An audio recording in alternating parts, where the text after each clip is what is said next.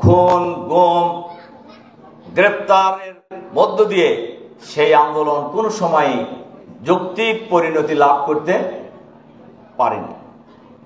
কিন্তু এবারের কোটা বিরোধী আন্দোলনে, বৈষম্য বিরোধী ছাত্র আন্দোলন গড়ে উঠেছিল, এই আন্দোলনকেও সরকার অতীতের আন্দোলনের ন্যায় ব্যানর, বুলেট, গুলি করে, হত্যা করে, গুম করে এই আন্দোলনকে দমন করার জন্য তারা সকল চেষ্টাই করেছিল।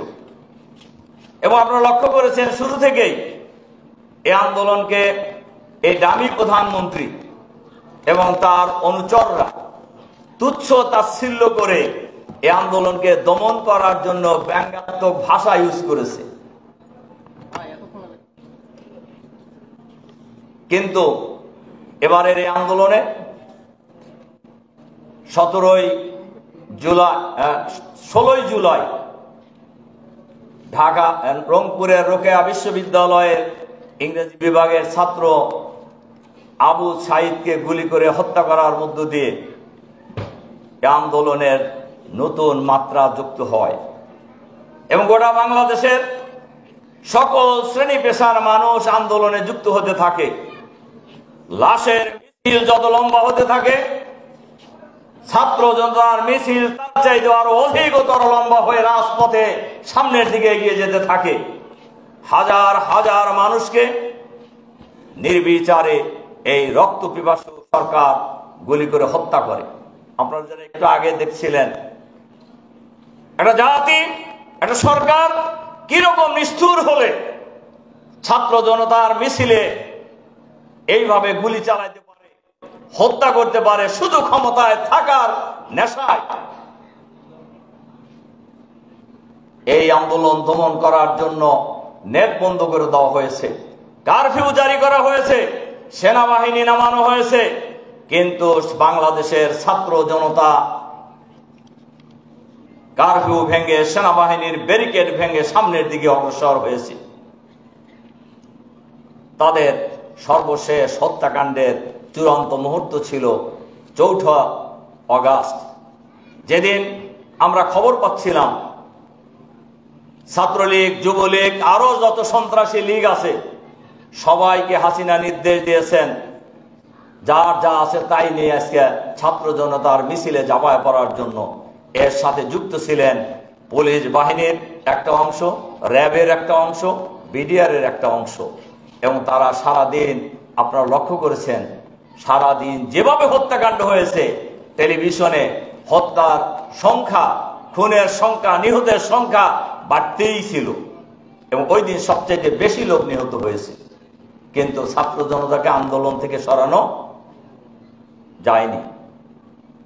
এবং এই আন্দোলন বৈষম্য বিরোধী ছাত্র আন্দোলনের ব্যানারে হলেও এই আন্দোলনে যুক্ত হয়েছিলেন গোটা জাতি, দেশের সকল শ্রেণী পেশার বৈষম্যের শিকার মানুষ, যেখানে রিক্সাওয়ালা, ঠেলাওয়ালা, কৃষক, শ্রমিক, মেহনতি জনতা সবাই এই আন্দোলনে শরীক হয়েছিলেন। এবং এই আন্দোলনে যারা নিহত হয়েছেন, শুধু ছাত্ররা নিহত হয় নাই, শুধু শিক্ষক নিহত হয় নাই, রিক্সাওয়ালা নিহত হয়েছেন, আহত হয়েছেন। আমরা যখন আমাদের আমির ডাক্তার শফিকুর রহমানের নেতৃত্বে আমাদের আব্দুল্লাহ মোহাম্মদ তাহের ভাই সহ আমরা ঢাকা মেডিকেল কলেজে গিয়েছিলাম রোগী দেখার জন্য, আহতদের দেখার জন্য। অসংখ্য হাজার হাজার মানুষ যারা চিকিৎসা নিচ্ছিলেন তার বেশিরভাগ ছিলেন রিক্সাওয়ালা, ঠেলেওয়ালা। তারা বলছিলেন আমাদের এই পরিবারের একমাত্র উপার্জনক্ষম ব্যক্তি উনি ছিলেন। আবার যারা নিহত হয়েছেন তারাও বলেছেন, অনেকেই যাদের অনেক পরিবারে আমাদের যাওয়ার সুযোগ হয়েছে, তারাও বলেছেন একমাত্র উপার্জনক্ষম ব্যক্তি ছিলেন উনি, অর্থাৎ যিনি নিহত হয়েছেন। তাহলে এরা কিন্তু কেউই ছাত্র ছিল না। তার মানে এবার ছাত্রদের আন্দোলন ছিল না। বৈষম্য বিরোধী ছাত্র আন্দোলনের ব্যানারে এদেশের সকল শ্রেণী পেশার মানুষ এই আন্দোলনে যুক্ত হয়েছেন। এবং এই আন্দোলনে যুক্ত হওয়ার জন্য আলাদা কোনো নির্দেশের প্রয়োজন ছিল না, মোটিভেশনের প্রয়োজন ছিল না। ইয়াং মায়েরা বাচ্চা কোলে নিয়ে এক ব্যাগ খাবার নিয়ে ছাত্রদের জন্য রাজপথে নেমে এসেছে, বাপেরা এসেছে, ভাইয়েরা, বোনেরা, কৃষক, শ্রমিক, সকল শ্রেণীর মানুষ এই আন্দোলনে যুক্ত হয়েছে। যারা আপনারা রাজপথে ছিলেন তারা লক্ষ্য করেছেন এ এক অন্যরকম দৃশ্য, যে দৃশ্য আল্লাহ তাআলার পক্ষ থেকেই করে দেওয়া হয়েছে। এবং 5 তারিখে সকাল থেকেও আমরা কেউ জানতাম না কি হবে আজকে।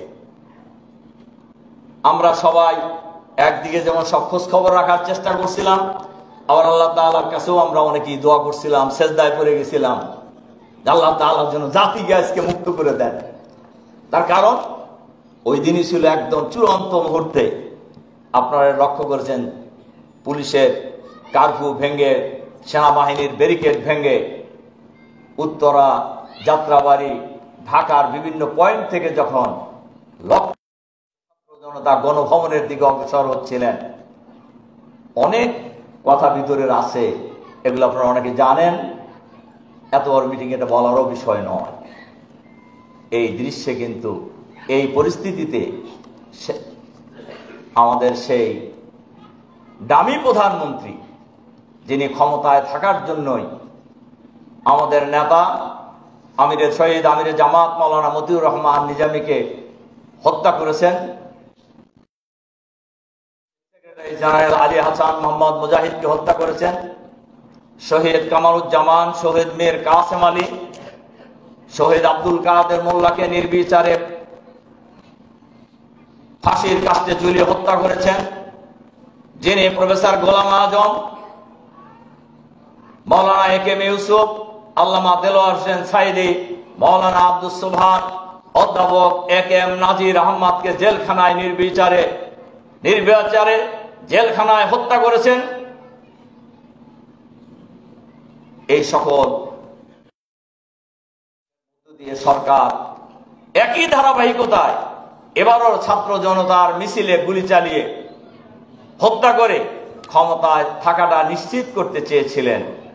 কিন্তু এদেশের ছাত্র জনতা ব্যানর, বুলেট সকল কিছুকে উপেক্ষা করে রাজপথে যেমন সামনে এগিয়ে গিয়েছেন, আল্লাহ তাআলা সাহায্য করেছেন, জনতার বিজয় সূচিত হয়েছে, দেশের মানুষ আবার দ্বিতীয়বার স্বাধীনতা লাভ করেছে।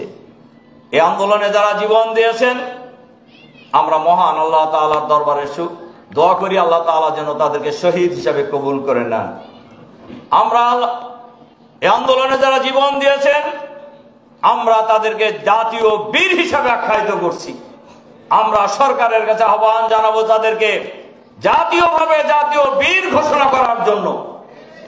যারা বাংলার মানুষকে দ্বিতীয়বার স্বাধীনতা এনে দিয়েছেন, বাংলাদেশের মানুষকে আবার দ্বিতীয়বার মুক্ত করেছেন, এই আন্দোলনে যারা আহত হয়েছেন, পঙ্গু হয়েছেন, আমরা মহান আল্লাহর দরবারে দোয়া করি আল্লাহ তাআলা যেন তাদেরকে সুস্থতা দান করেন। সম্মানিত সবচাইতে জাতির মেধাবী সন্তানেরা, ভাই এবং বোনেরা, যারা চিকিৎসক, তাদেরকে বলা হয় ক্রিমিনাল সোসাইটি। এবং আমরাও জানি, সবাই জানে, সবচাইতে মেধাবী ছাত্ররাই মেডিকেলে পড়ে। সুতরাং আজকে যদি আপনারা 700, 800, 1000 যাই থাকেন না কেন, আপনারা 700, 800 নয়। আপনারা এই সমাজ পরিবর্তনের জন্য এক একজন এক একটা সিপাহ সালারের ভূমিকা পালন করার মতো যোগ্যতা রাখেন। কাজে আমি আপনাদের কাছে এই পরিবর্তিত পরিস্থিতিতে এই 16 বছর, 15 বছর, 7 মাস 5 দিন কার্যত অন 11-এর পর থেকেই এদেশের মানুষ বন্দী হয়ে গিয়েছিল। আমরা আবার স্বাধীনভাবে সবকিছু করার সুযোগ পেয়েছি। আলহামদুলিল্লাহ, 56,000 বর্গ মাইলের এই বাংলাদেশ এখন এই দেশের মানুষের জন্য মুক্ত। এজন্য আমি আপনাদের কাছে বিনীতভাবে কয়েকটি অনুরোধ রাখতে চাই। 1 নম্বর অনুরোধ রাখতে চাই, আমরা যারা এই সমাজের সবচেয়ে মেধাবী মানুষ, আগামী দিনে দেশ এবং জাতিকে গঠন করার জন্য আপনাদেরকে স্ব জায়গায় নেতৃত্বের জন্য প্রস্তুতি নিতে হবে। 1। 2 নম্বর হলো, আমার জানা মতে ইসলামী ছাত্র আন্দোলন থেকে এই ঢাকা মহানগরীর দক্ষিণে এর চারটে আরো কয়েক গুণ মানুষ আছে যারা শিবির করছেন এক সময়, আছে না? কি মনে হয় এই কয়জনই কি না আরো আছে? আরো আছে। আমার অনুরোধ হলে এদেরকে আমাদেরকে খুঁজে বের করতে হবে। আমি এর আগে মহানগরীর প্রাক্তন সাথী সদস্যদের সম্মেলনে একথা বলছি, মাটির উপরে যত শিবির আছে সব আমরা খুঁজে বের করবো ইনশাআল্লাহ। কাজী মেডিকেলের যারা ছাত্র, যারা এখনো আমাদের সাথে আসেনি, নানান কারণে আসতে পারেন নাই, কিন্তু এখন তাদের কাউকে আমরা দূরে রাখতে চাই না, সবাইকে আমরা আমাদের সাথে একীভূত করব ইনশাআল্লাহ। 3, আমরা সবাই মান উন্নয়নের জন্য চেষ্টা করব ইনশাআল্লাহ। সাংগঠনিকভাবে মান উন্নয়ন করব, আমাদের চিকিৎসা সেবায় আমরা নিজেদের মান উন্নত করব ইনশাআল্লাহ। আমি এখানে আপনাদের একটা অনুরোধ রাখতে চাই, আমরা চিকিৎসা সেবায় যে যে ডিপার্টমেন্টেই আমরা চিকিৎসক হিসাবে আমরা নিজেকে প্রস্তুত করেছি, আমাদের সকলের উচিত সেই বিভাগে আমরা হব শীর্ষস্থানীয়। আমাদের ডাক্তাররা, আমাদের ভাই বোনেরা স্ব পেশায় হবে সেই জায়গায় নাম্বার 1। এটা হইতে হবে। এরপরে 4 নম্বর যে অনুরোধ রাখতে চাই, আমাদেরকে শুধু আমাদের মধ্যে থাকলে চলবে না। আমরা আমাদের ভাই বোনেরা কিন্তু শুধু আমরা থাকতে বেশি পছন্দ করি। আমরা বোঝেন নাকি? না বোঝার তো কোনো কারণ নাই। মানে আমরা জামাত শিবিরের লোক যারা, তারা এরা ভুলে যেতে হবে আমাদের। গোটা বাংলাদেশ আমাদের, গোটা বাংলাদেশের মানুষ আমাদের, গোটা চিকিৎসক সমাজ আমাদের। সুতরাং সকলকেই আমরা ঐক্যবদ্ধ করব। তার কারণ আমাদের টার্গেট শুধু হাসিনার পতন নয়, আমাদের টার্গেট হলো, চূড়ান্ত টার্গেট হলো এই বাংলাদেশকে একটি সুন্দর বাংলাদেশ হিসেবে গড়ে তোলা, সন্ত্রাসমুক্ত বাংলাদেশ হিসেবে গড়ে তোলা, একটি আধুনিক বাংলাদেশ হিসেবে গড়ে তোলা। সেই আধুনিক বাংলাদেশ গড়ার লক্ষ্যে গোটা দেশের মানুষকে ঐক্যবদ্ধ করতে হবে। বিশেষ করে চিকিৎসক সমাজকে ঐক্যবদ্ধ করার মধ্য দিয়ে আগামী দিনের বাংলাদেশের চূড়ান্ত আধুনিক বাংলাদেশ গড়ার আন্দোলনে এনডিএফ ঐতিহাসিক ভূমিকা পালন করবে ইনশাআল্লাহ। আমাদেরকে সেই প্রস্তুতি নিতে হবে। কাজেই আমরা থাকা ভুলে যেতে হবে। অসংখ্য মানুষ আছেন, আমি যদি কাউকে জিজ্ঞাসা করেন আপনারা যে সন্ত্রাস মুক্ত বাংলাদেশ চান কিনা, বলবে চাই। দুর্নীতি মুক্ত বাংলাদেশ চান কিনা, চাই। যদি বলেন আধুনিক বাংলাদেশ চান কিনা, চাই। যদি বলেন চাঁদাবাজ মুক্ত বাংলাদেশ চান কিনা, চাই। এই আধুনিক বাংলাদেশ, সন্ত্রাস মুক্ত বাংলাদেশ, দুর্নীতি মুক্ত বাংলাদেশ, চাঁদাবাজ মুক্ত বাংলাদেশ, দখলদারিত্ব মুক্ত বাংলাদেশ, এই বাংলাদেশে জামাত শিবির ছাড়া আর আছে কিনা সন্দেহ আছে। তাহলে আমাদের দিকে মানুষ চাইছে না সবাই, কিন্তু আসছে না কেন? ব্যারিকেড কোথায়? এই ব্যারিকেড ভেঙে ফেলতে হবে আমাদেরকে। এই মাঝখানের ব্যারিকেড ভেঙে ফেলতে হবে। আমরা গোটা জাতিকে ঐক্যবদ্ধ করবো আগামী দিনে ইনশাআল্লাহ। এবং এই ঐক্যবদ্ধ করার শক্তি, সামর্থ্য, যোগ্যতা আপনাদের আছে, আর কারণ নাই। একথা কেউ বুকে হাত দিয়ে বলতে পারবে না যে আমার দল সন্ত্রাস মুক্ত। বলতে পারবে? দুর্নীতি মুক্ত বলতে পারবে? চাঁদাবাজ মুক্ত বলতে পারবে কেউ? আমরা বলতে পারবো ইনশাআল্লাহ। আপনারা বলতে পারবেন। এই ক্ষেত্রে কোন সন্দেহ আছে আপনাদের? তাহলে আপনার ভয়ের কারণ কি?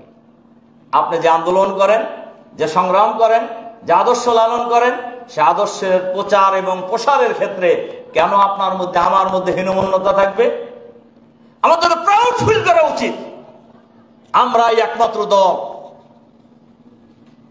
যারা আদর্শের, সন্ত্রাসের বিরুদ্ধে, দুর্নীতির বিরুদ্ধে, অন্যায়ের বিরুদ্ধে, দখলদারিত্বের বিরুদ্ধে, চাঁদাবাজের বিরুদ্ধে আমরা লড়াই করার ঘোষণা দেওয়ার মতো দুঃসাহস রাখি। কাজেই আমাদের তো হীনমন্যতার কোনো কারণ নাই। আমরা যে আন্দোলন করি এই আন্দোলন দুনিয়ার শ্রেষ্ঠ আন্দোলন, যে আন্দোলন করেছেন যুগে যুগে নবী রাসূলরা, যে আন্দোলন করেছেন খোলাফায়ে রাশিদিন, যে আন্দোলন করেছেন সাহাবায়ে কিরাম, তাবেঈন, সলফে সালিহিনগণ। সুতরাং আমরা সেই আন্দোলনের উত্তরসূরি হিসাবে আমাদের এই দেশটাকে একটা সুন্দর দেশ হিসাবে গড়ে তোলার জন্য আমাদের মধ্যে কোনো হীনমন্যতা থাকার কথা নয়, থাকা উচিত নয়, আমি মনে করি নাই। কাজেই আসুন আমরা সবাই মিলে এই দেশটাকে আগামী দিনে সুন্দর দেশ হিসেবে গড়ে তোলার ক্ষেত্রে সবচাইতে মেধাবী যারা এই চিকিৎসক ভাই বোনেরা আগামী দিনে একটি গুরুত্বপূর্ণ ভূমিকা পালন করবেন ইনশাআল্লাহ।